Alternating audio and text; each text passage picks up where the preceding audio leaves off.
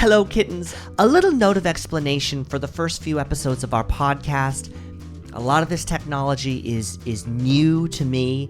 We're still working out the kinks a little bit. Please forgive us for the places where the video goes a little bit blurry. My router was, it turns out, on the roof. Then I got an extender, and then I had 10 shamans come over. It didn't do anything for the signal. I have moved the router. Okay, it has been moved.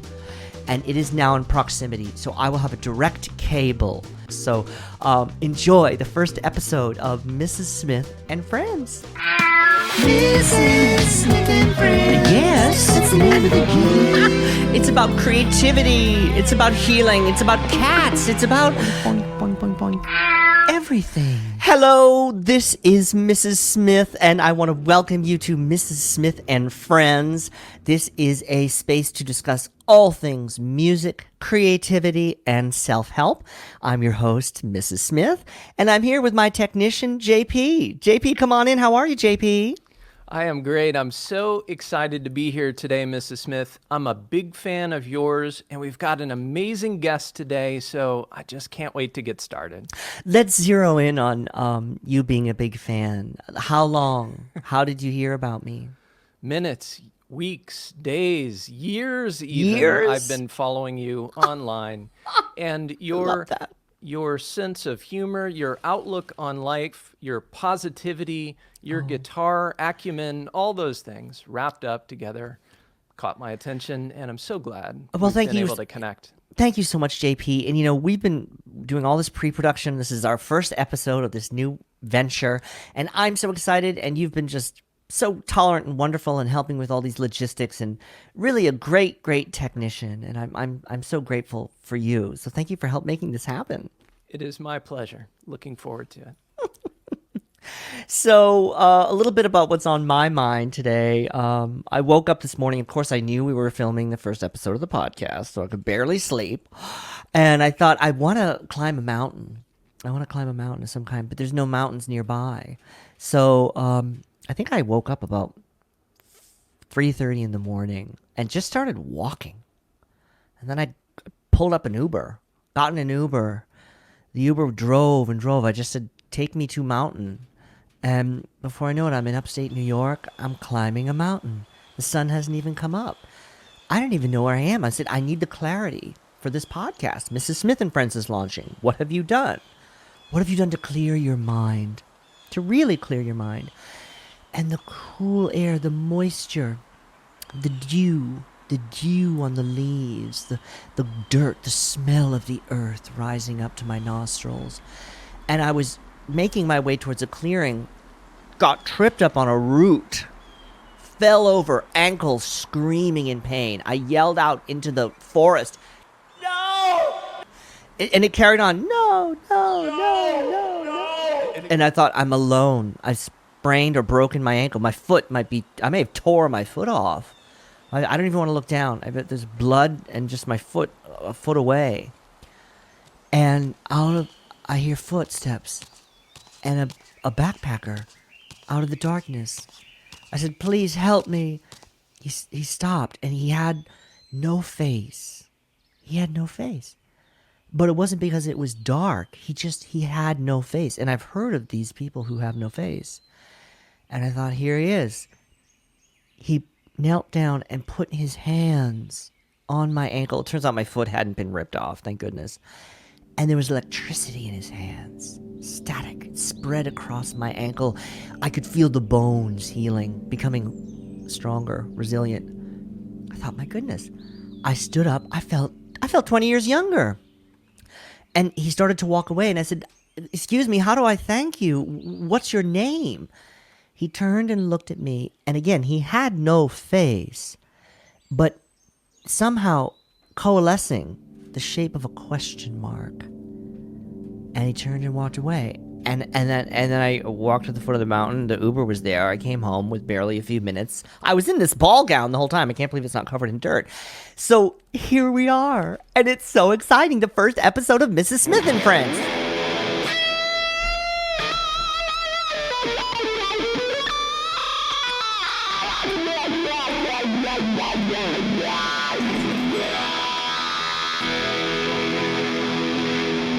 JP, do you want to talk about our first guest? Yes, I do. Today's guest is a critically acclaimed composer and rock guitarist, recognized in Guitar Player magazine's esteemed 50 Years of Extraordinary Players and 50 Sensational Female Guitarist categories.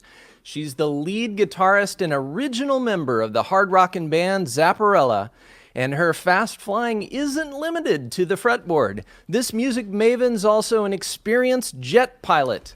We are thrilled to welcome to the show, Gretchen Menn. Gretchen Menn, welcome. Thank you so much. Thanks for having me, you guys. God, it is so good to see you again. We have a special little idea that we do with this show ahead of the interview before we really dive in, and that's just to see horoscopically where do we stand, you and me, as a match. JP, do you have our match, our interview match schema? Yep. Now, I got this from my psychic, and it cost me thousands of dollars because she's so expensive.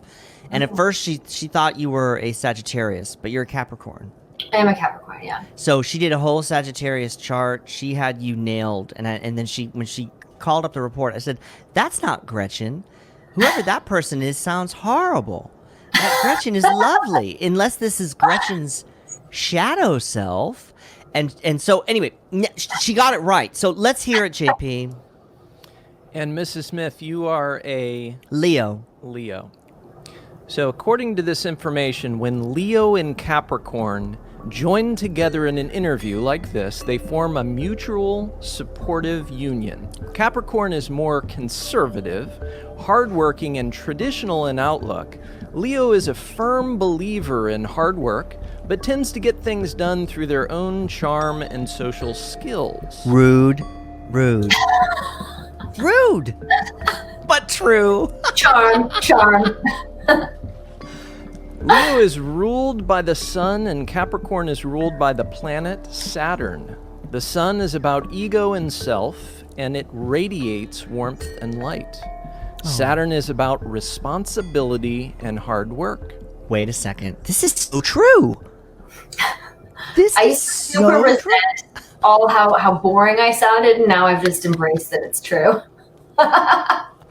This is interesting. These two can learn from one another's diversity. The sun represents life, and Saturn represents tenacity. Their combination is a good one, leading to a successful interview. Well, Gretchen, when I think about you, I think about the commitment to the discipline. Because you're one of these guitar players that actually understands music, which is pretty rare. You read music. Someone says circle of fifths, and I go like, I don't know. My mood has been going in 5 days. Is that what I mean? I don't know what they mean. So I know some of it. But you really have dedicated yourself to the study of the guitar. Isn't that right? Well, I wouldn't say that I understand music. I think that's a lifelong pursuit, at least for me. I do like the study of it. I got my degree in music, so I didn't really have a choice. Even if I had just wanted to, play the guitar, that was part of what I decided that actually the study of it that's what I was interested in. So I do study, I continue to study, and I continue to be amazed at how little I know. It really does unfold. As much as we build, I think part of the frustration of any kind of instrument or music is that we build a habitual vocabulary that can start to feel like a prison. And so as limitless as music is, well, I suppose it is limitless, but we have these 12 notes, right? We have the 12 chromatic notes that this guitar tuning dictates to us, and they repeat ad infinitum all over the fretboard. But it's near limitless, but one can start to feel really hemmed in by the muscle memory, right? By the habitual. How do you, when you want to, how do you break those habits? Are there tricks that you have? Are there little games that you play with yourself when you think, okay, I've got to come up with something new? Oh, that's such a great question. Yeah, I mean, I definitely think that it's easy as a guitar player to let our fingers do the creating for us, which in the right case can be magical. it can feel like flow and intuition, and that mind, body, and spirit are all just, joining to create these things. But the downside can be that we can get stuck in these ruts, and we can be limited by our own habits. And we can start to annoy ourselves by just being like, God, I just feel like I'm saying the same thing, or I feel boxed in. With any of that, I think just like learning from somebody else can be so inspiring. So learning somebody else's song or a lick, and you don't even have to sit down and actually learn something note for note the way that I would do it if I were going to be playing it in Zapparella. But even just listening and trying to emulate, sort of something that you hear, Yes, a little saxophone line or trumpet, a Miles Davis. Don't put the whole song on and challenge yourself to learn the whole song. You'll never do it. Right. You might get possessed by it. You grab a thread and then 10 hours later, the whole solo. Good for you if that happens. But most people have lives. They have commitments. A lot of the fans have, families, careers. So you're talking about maybe an hour. But if you sat down and said, I'm just going to start with this opening phrase and just emulate it, but then maybe play it backwards, play it in a different octave, invert it, take the rhythm of what's played, but play different notes, right? There are all these ways to open up vistas. I think that in some ways habits are style, and we want style as a player. We hear our favorite players, they've all got their habits that give them a personality. It's like someone's personality when you meet them. I think there are a few players that don't have that. They can seem to play almost anything, any style, any from shred to country. And those players are interesting. They don't strike me as people who are making statements. And that's interesting to notice in a way. It's almost more like a teacher or something than necessarily an artist. But it's such an interesting challenge, the habits that we form. Now, I listened to your album. Of course, I've listened to it before, but for the interview, I refreshed myself. Everyone should go follow you on Spotify and listen to the album. And then you have another single, I believe. And I was struck by a feeling of being in a club with your band. I really was there with a group of musicians. I felt there was an immediacy about it, a rawness about it, that I really felt that she went into the studio with a band and they recorded this with everyone. Was that a purposeful choice for you? There were not a lot of overdubs. I believe it's mostly one guitar. First of all, thank you. I think you mean my first album, Hail Souls, Yes. And that's much more rock trio based. I have a second album that's actually not on Spotify, for all the reasons that we have talked about Spotify in the past. So the first album, I think a lot of it was just, it's easy to never feel ready to do your first album, especially when you look up to the people that I look up to, and you just think, I'm not worthy of doing an instrumental guitar record yet because I'm not as good as my heroes. And then you realize that life is happening, and, you can put it off forever. And the lessons that you learn by creating an album That's right. Help you grow as an artist. So they help you get better. So what I had done is I realized that I had a lot of stuff written. Part of the way that I internalize a new concept is I write with it, because I feel like, you can study SAT vocabulary words, but until they make their way into your vocabulary, they're useless. So learning a new technique, learning a lick, what difference does it make unless you can actually embody it and have it be something that allows you to expand your vocabulary? So I did a lot of writing just as a way of learning, and realized that it was for a bunch of things that was going on at that time, not the least of which is me feeling like I really didn't have my act together. I didn't have a website. I didn't have anything that really represented me.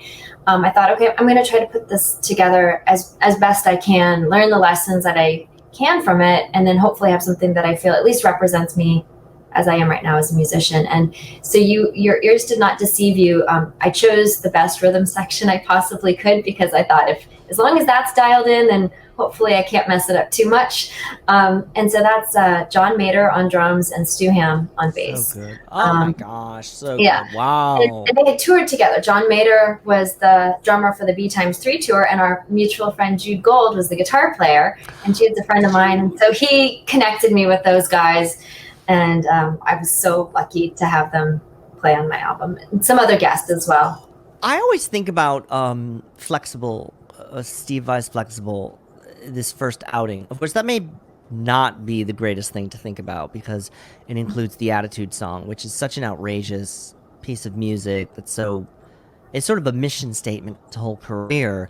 But there's also a lot of just strange pieces of music. And as he has talked about, he said, you know, I didn't think anyone was going to listen to this, and it was just sort of for myself, and just had these little bits of weird music. And I think that being free with oneself in first effort, being forgiving of oneself, you know, recognizing the fact that, you know, listen, let's be realistic. You know, it's you as a new artist, don't worry, it's not going to end up on, you know, if it ends up on the Billboard, good for you. But let's be honest, you know, you have to make your way, and so be forgiving with yourself as you make this music. Allow yourself to. Sometimes things might sound derivative. Sometimes things might sound like someone else. You know, allow it to happen. And as you say, you kind of got to burn through that material, you know, to get to the, it's almost like distilling, you know, when you, a concentration, you know, with a condensation, you burn through to get the real sauce underneath. Right. And I think that's such a great way. But let's talk about Spotify. Now, I don't know, we haven't talked about Spotify, so you did approve. I feel stupid now that I don't have your other album. So where do people find your other album? I'll send it to you. It's pretty much everywhere else. I mean, you can get it on iTunes, and I'm not sure if it's on Apple Music, how that works. I don't subscribe to any streaming services. People still buy CDs, oddly enough, I know, because I do all my own shipping. So it's a concept album based on Dante's Inferno. And actually, I had started working on it before I met Daniele, but it just so happened that I ended up recording a lot of so that it's definitely an evolution from my first album. I've always studied composition and orchestration and stuff, but I knew that in order to tackle a concept like as epic as Dante's Inferno, that I needed to really, really bring my skills to the next level. And so I incorporated some classical instruments as well as like standard rock trio. So I recorded the string quartet actually in Italy with some amazing Italian musicians. Oh, fantastic. Oh, that's fantastic. And because it's a concept album, I kind of didn't want it streaming. Well, not only did I feel like I had just put too much blood, sweat, and tears into it to have it be just something that, you know, to be on a platform where there's really no incentive as an artist, as far as I can tell, to be on it. I mean, the stuff I write is in no danger of making it on like top 40 charts. So I felt like I would rather just have it be something where people could, where at least I was presenting it in the way I believed it should be heard, and then what people do with it is up to them. But because there's a storyline, there's images that go along with it. Michael Melenda was the one who actually presented the idea to me, and so he's responsible for the libretto. And then Max Cray, some amazing artist, visual artist as well as, you know, musician. He's done a lot of Eric Johnson's albums, so like the Avia Musicom and Venus Isle, that's all Max Cray. So he did the artwork for my album. And, you know, concept album, it's meant to be enjoyed as the whole experience. And so I thought Spotify wasn't the right place for it for a whole variety of reasons. I think that's so bold. I mean, I think that is a fantastic statement. The president of Spotify recently made a comment about people need to come out with a new album every 2 years or something like that.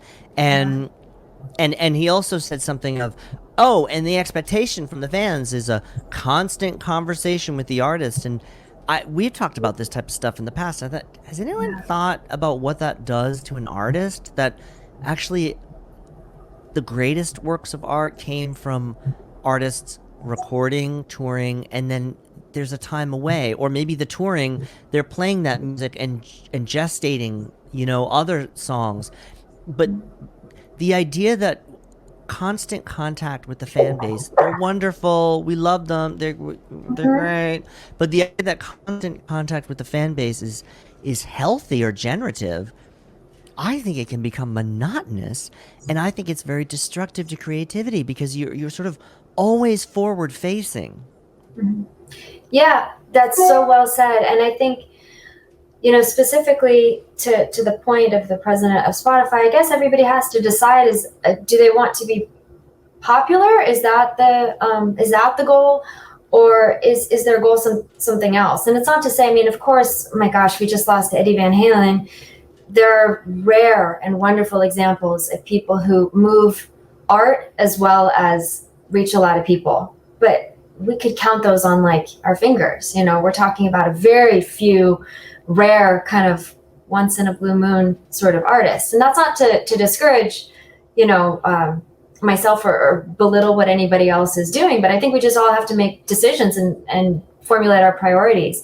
And I think for some of us, that means making the sacrifice of maybe reaching a larger audience in order to do something that we feel we stand behind more artistically. But for other people, they're great at connecting with people and they enjoy it. And clearly that's what they were born to do. And that's what they should be doing. But isn't it great that we have such variety in art? Yes. There's no time. It always trips me out when people get like really upset or dogmatic about it. It's like everything's available. Like, how do you even know stuff you don't like? Because if something doesn't speak to me, I just click off it. Well, I'm from such an old school where it was about vinyl albums or cassettes or even CDs, and artists were remote. Maybe you belonged to a fan club. Maybe there was a newsletter and you waited with bated breath for that newsletter. Maybe you could get a special behind the scenes backstage pass if you remember the fan club. And now it's sort of VIP package, for $500 extra. And then the artist comes out and they're exhausted, but they have to be there for the money, and they give you a little crappy laminated thing and they sign it. And it's like everybody has to do it, to monetize. But to me, it a little bit destroys a little bit of the mystique, I think. I think there's something to that. And I think also something that you brought up is really important is what it does to you as an artist and as an individual. And what I found is I think it's important for me to surround myself with people whose opinion I trust. And while on one hand, somebody like Daniele, who is very kind and very supportive of me, I know he never blows smoke. So he helps me grow as a musician. And so I try to surround myself with people who I trust and respect and who aren't going to shelter me from the stuff that I might have missed.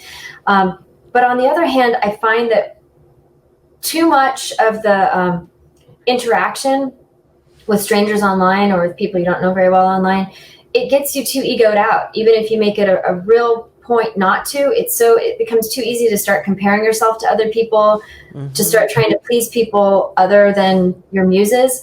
And it gets you, at least it gets me in a very non-creative frame of mind. I do like to be accessible and I do my best to interact, but there comes a point where there's only so many hours in the day and I'd rather be practicing or studying. Yeah. I feel like that's why they're following me. Is that what they want?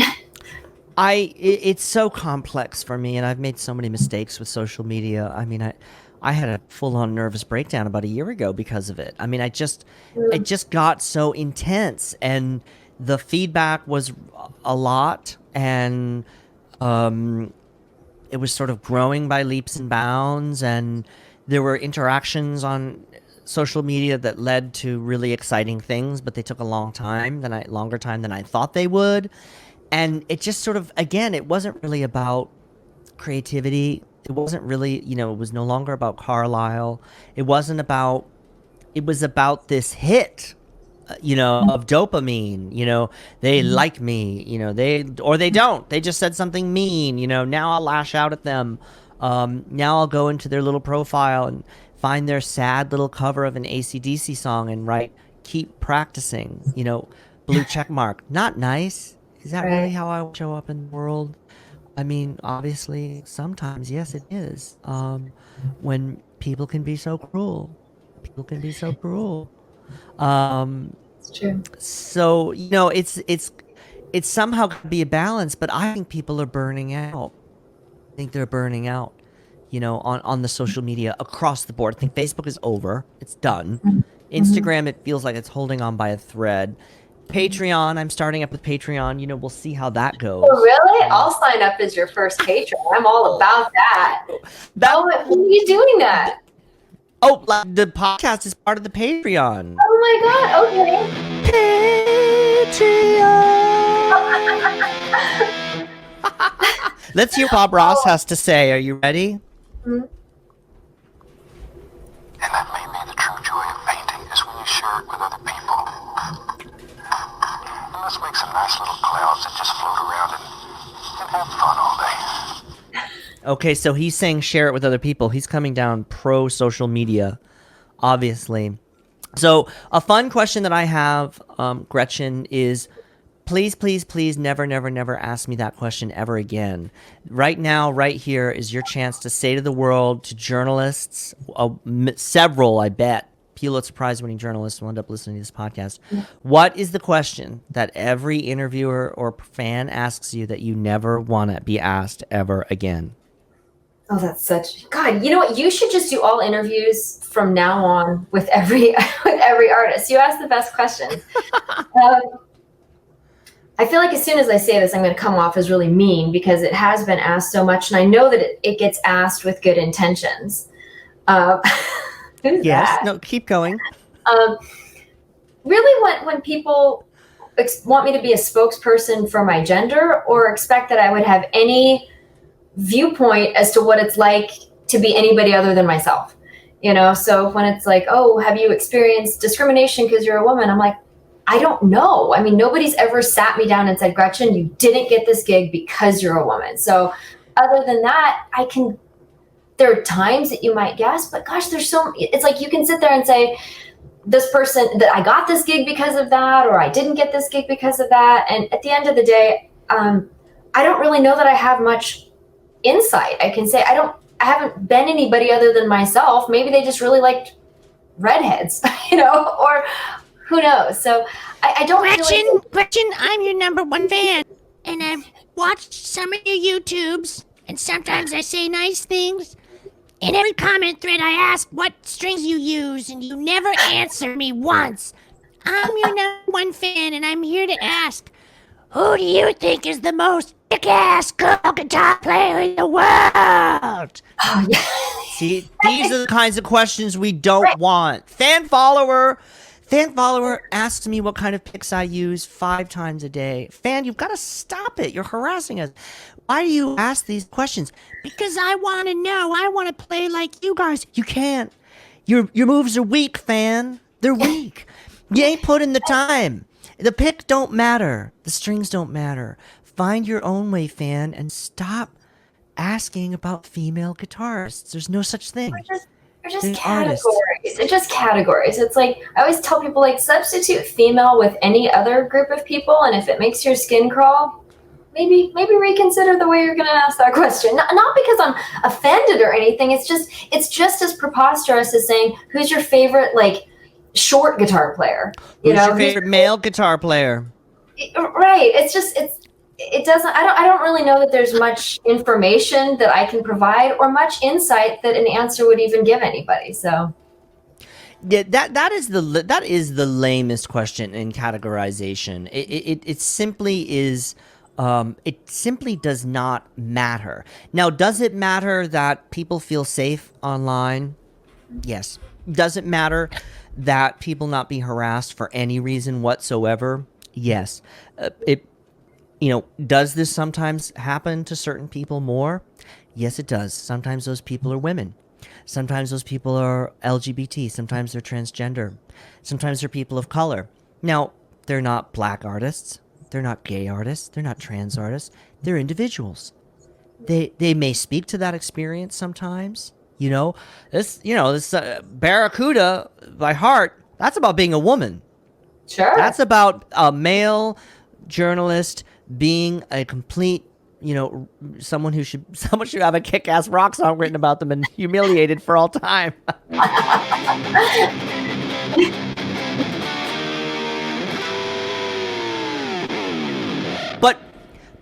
Heart isn't a girl group. They're artists. They're individuals. But if you come for people in that way, boy, you better watch out, because I'll be there to defend them. Because it's just not right. This instrument's for everybody. Finally, it's for everybody. And some people think that it's for boys only, and that other people shouldn't play it. And they're just incorrect. That's all. They just are incorrect.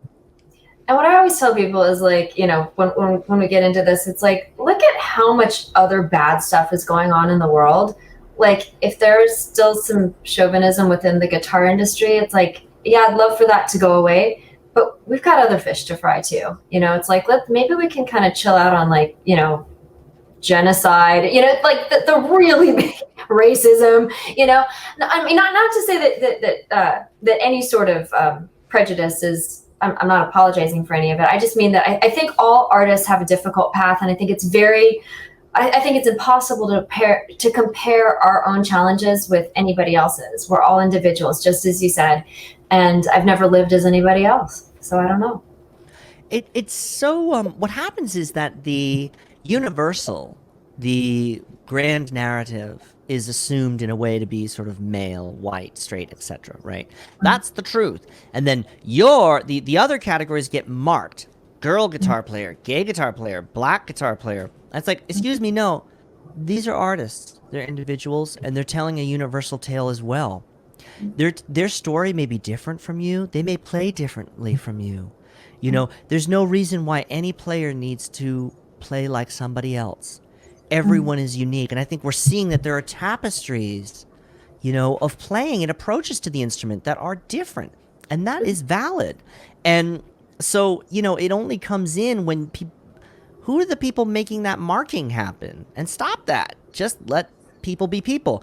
And the one thing I will say that where I get a little advocacy-ish about this is guitar brands and stuff. Just because you have a female guitar player on your roster does not mean that that's covered and you don't need any more. Okay? It's not like, we got one, forget it, we're done, right? You know, or just because you have an LGBT artist or whatever. But don't lump those in, because probably the fact is that those artists are very different. And the fact is that for years we've seen on some of these brands male artists who are very similar in style. They might not have the same voice, but they're all shredding. Right. They're all shredding the same exact style of music, progressive metal, and you've got 1, 2, 3, 4, on and on and on, and no one says, oh, we've got too many males on this roster. So that's where I hope people can think a little bit more critically. Now, one final thought. Yes. Oh, I was going to say, you know, to that point, one of the things that I often just kind of shake my head about is, you know, I've got friends who are male friends, female friends, you know, guitar players, you know, all different types, right? The amount of kind of just crap that women have to deal with as it relates to, like, you know, God forbid somebody wear a V-neck or show cleavage or something like that. You know, people start coming for them like they're like that it's anything other than just a fashion choice. And I always want to be like, I actually for a while had like a little collection of pictures of like Steve Vai and Nuno Bettencourt and Eddie back in his day. Looking like hot women. Looking like girls.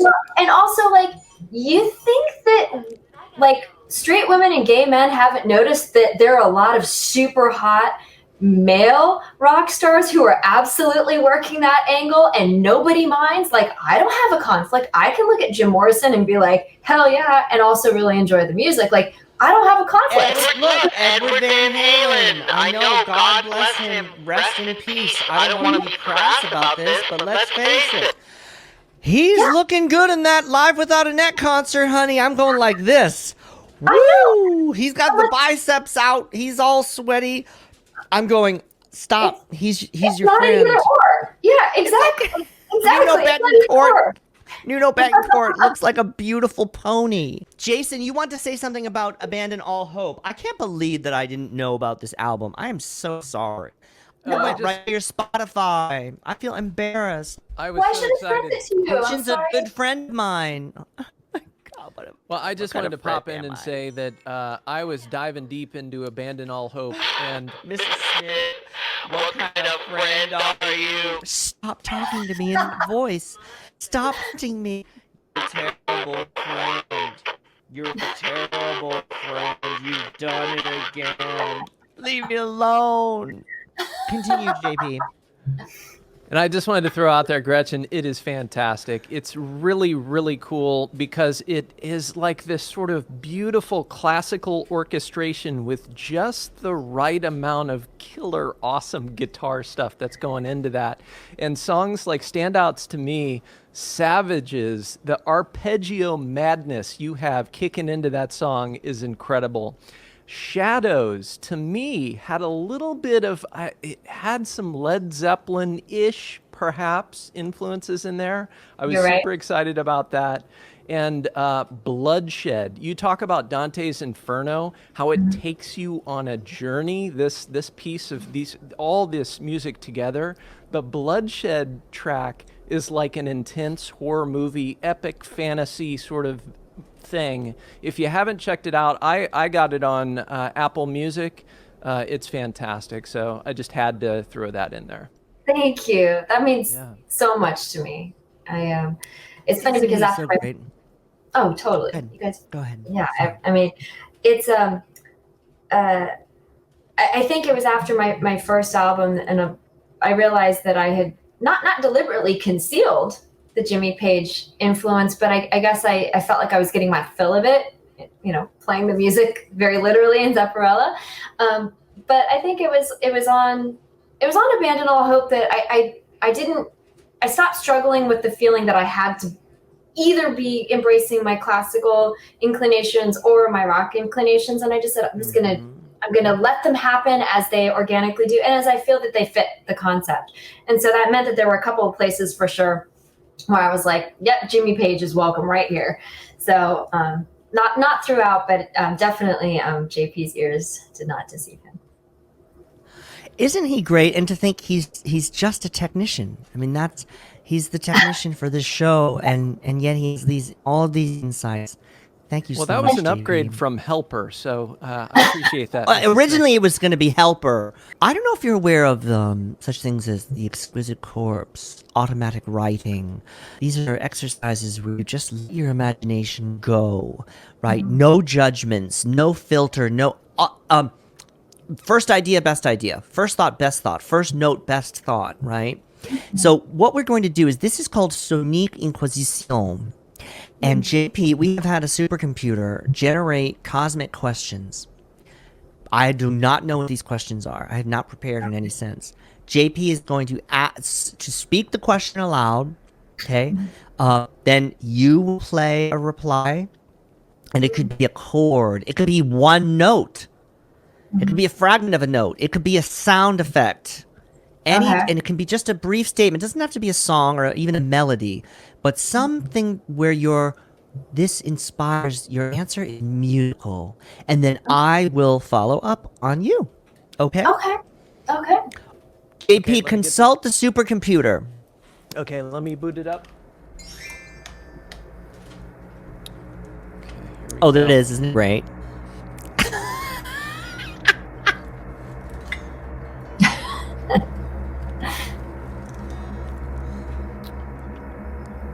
Why do we exist? Why do we exist? Why do we exist? Why do we exist? Why do we exist?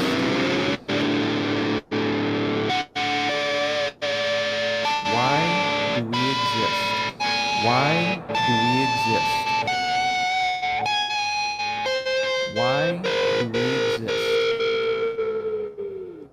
Not bad. Oh, I liked your right. I think we have a similar philosophy. Next one, JP.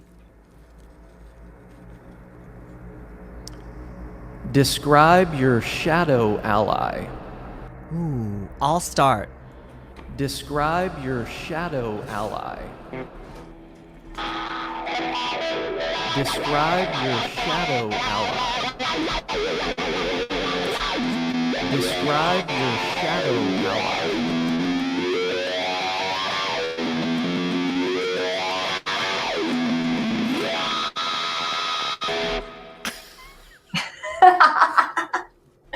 Oh, it's a good one. Shadow ally. Just to be sure, well, is shadow allies like your other self, but It could be a person. That person that shows you your shadow, which means you probably hate them. oh, Describe your shadow ally. Describe your shadow ally.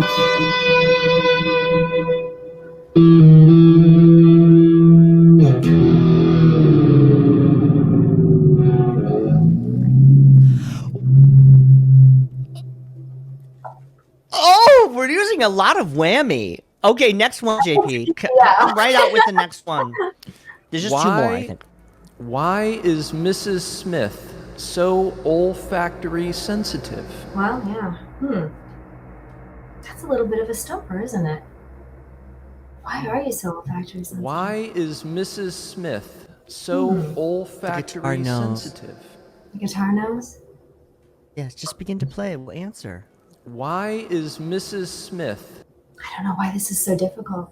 so olfactory sensitive? So olfactory sensitive. Yes! So olfactory sensitive.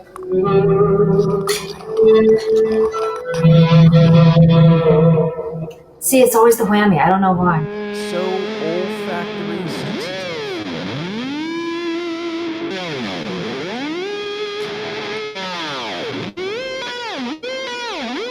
So olfactory sensitive. Shoot! I love the half step thing.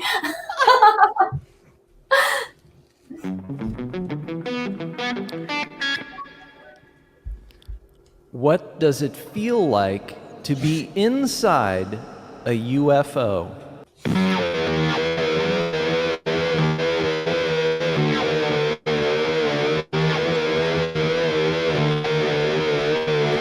Ground control to Major Smith.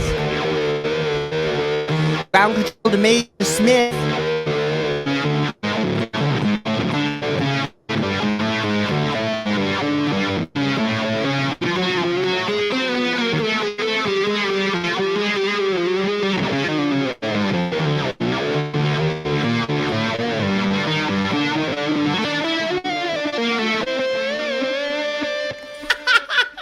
I just watched Close Encounters.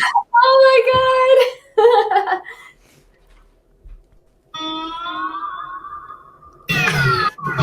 I need my delay. Yes! I love that.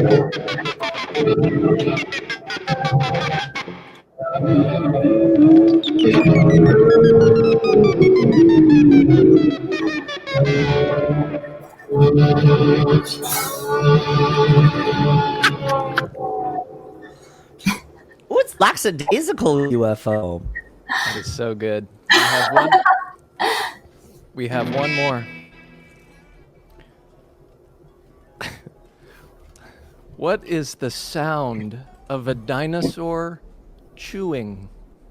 Oh, that's good. Go, Gretchen. Let me see. I'm gonna Yeah, I don't know. Gosh, I wish I had my pedals. I just have this one sound, so.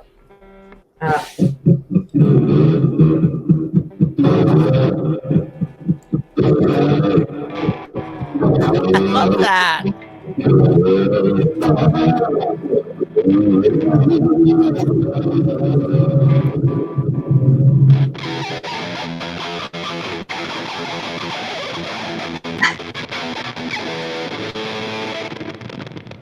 Oh, here we go.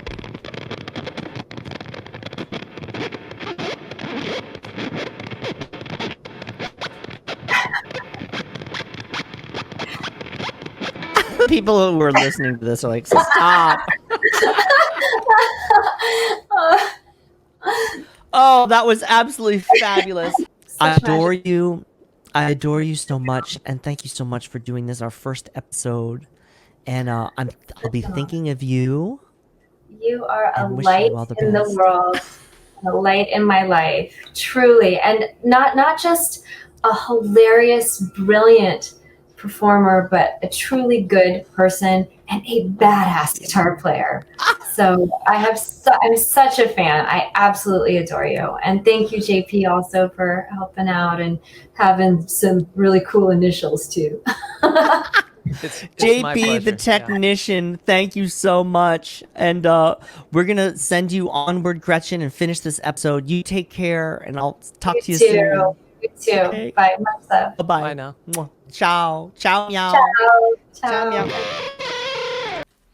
Well, if you're a fan like me of Mrs. Smith and you want to find a way to support the good work that she's doing online, these podcasts, videos, the wonderful content that she's creating, here's a way to do it. She's set up this Patreon page. Visit patreon.com/SmithCatMrs. Patreon.com/SmithCatMrs.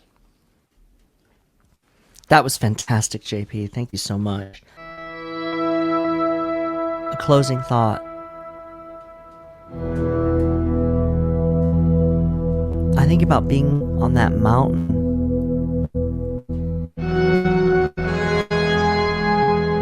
The mist rising up.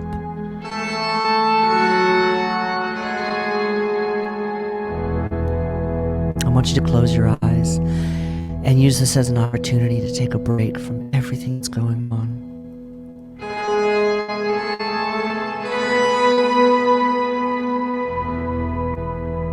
Let go of the day.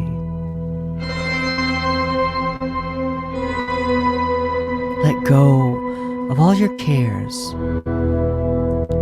You're on that mountaintop, looking down into the valley.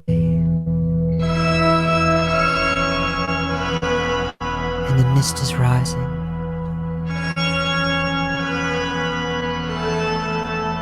And the sun is starting to rise.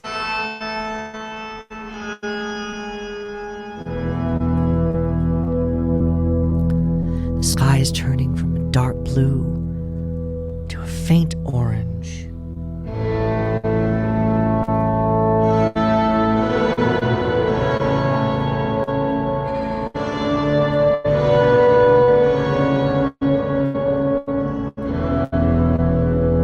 You can smell the earth all around you. This is your safe place.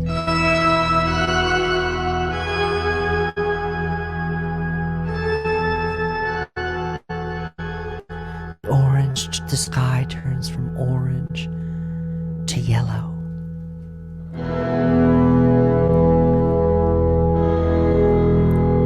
The dark blue edges turn to light blue.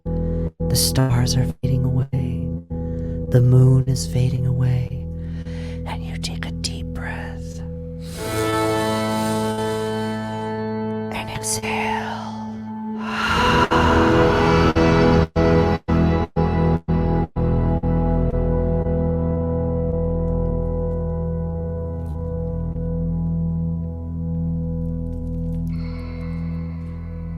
Go forth and be great, kittens.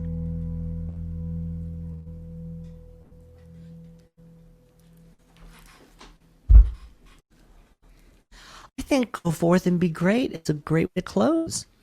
That was great. This is Smith and Friends. Yes. That's the name of the game. It's about creativity. It's about healing. It's about cats. It's about everything.